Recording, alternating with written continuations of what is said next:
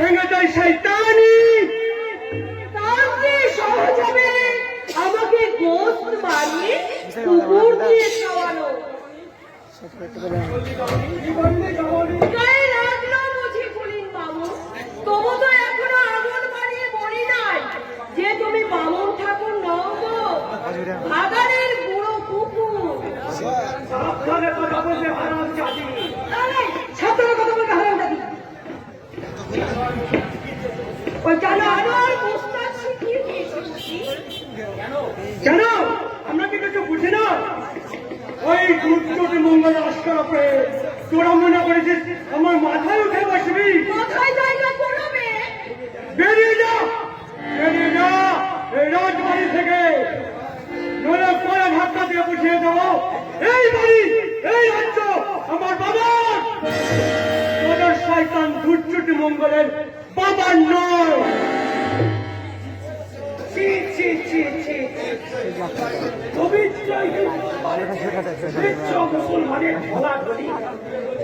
শাস্ত্রে বলেছে বৃক্ষ সংখ্যক পার্বণ পদাচার সর্বদা পরিত্যাজ্য। ভাগাড়ের শকুন মুখ সামনে কথা বলবে বলে আমি তো ঘুরতে ভেতর নই। কি ভেবেছিস? ওই আটটা রাত দুনিয়ার মুসলমান সবার ভয়ে আমরা এই প্রাসাদ থেকে বেরিয়ে যাবো না, কখনো না। ছোট ছোট শয়তান ওই দুর্যোগ মঙ্গলকে আমরা পয়সা বার করে দেবো। ভাইজান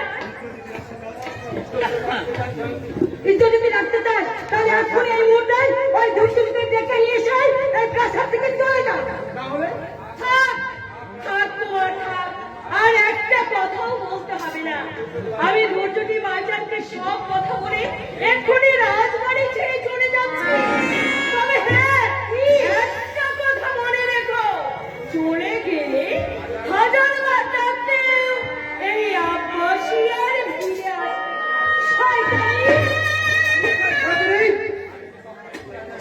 আমি কি স্বপ্ন দেখছি আচার্য? না না, স্বপ্ন দেখছো না মহারাজ। ভাগ্যের ভয়ঙ্কর পরিবর্তন। মা মহামারী ভাই ভাগ্যলক্ষ্মী তোমার পছন্দ। কালী ভদ্রাকালী কপালিনী দুর্গা জিলা সমাদাত্রে নারায়ণী নমস্তুতে। জয়ন্তী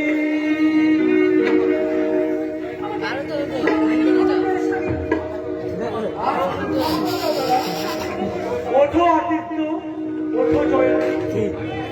আমি তোমাদের ক্ষমা করব।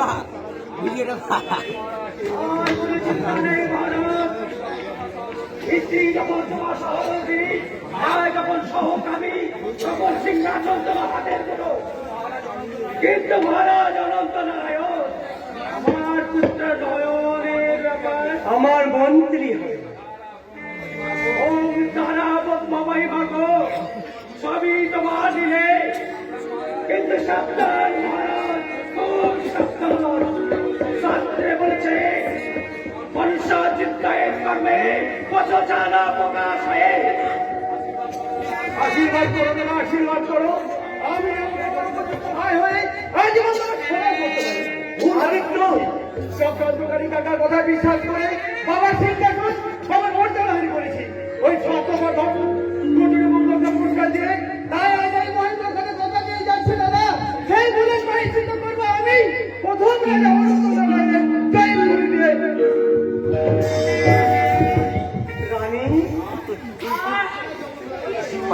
রানী ডাকে তার চেয়ে কি সুখ আমার সময় নেই জয়ন্তী। জয়ন্তী বলো না, আরে রানী বলো।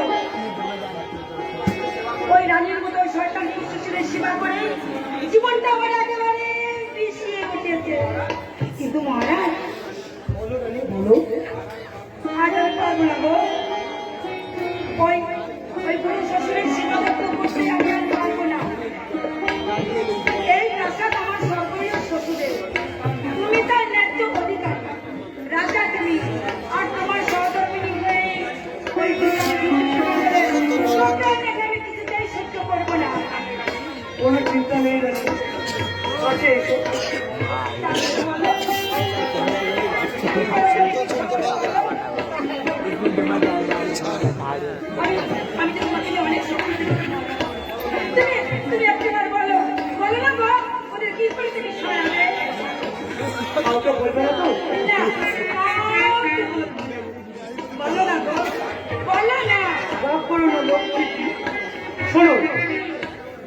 ওই সমাজের শিরোমণি হিসাবে কাল সকালে প্রবন্ধের প্রকাশ্য সভায় প্রতিবাদ জানাবে।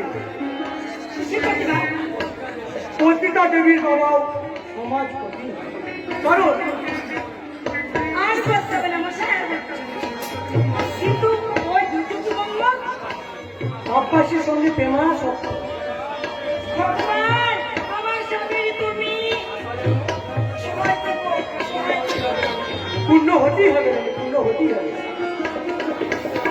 কারণ সমাজপতি প্রবন্ধেব আমার সহায়। ওই আব্বাসীর বিপক্ষে সাক্ষী দেবে ওই স্বয়ং মুস্তাক আলী। মুস্তাক আলী? ওই সূর্যের মতো দেবীকে পতিতা সাব্যস্ত করে ওই বুক ভেঙে দিয়েছি ওই শয়তান উদয় নারায়ণে।